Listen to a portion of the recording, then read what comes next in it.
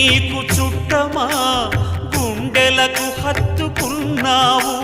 శబరి నీకు తోబుట్టువా ఎంగిలి పళ్ళను తిన్నావు నీ రాజ్యము రాసి మంటినా నీ దర్శనమే ఇమ్మంటిని కాని ఏలరావు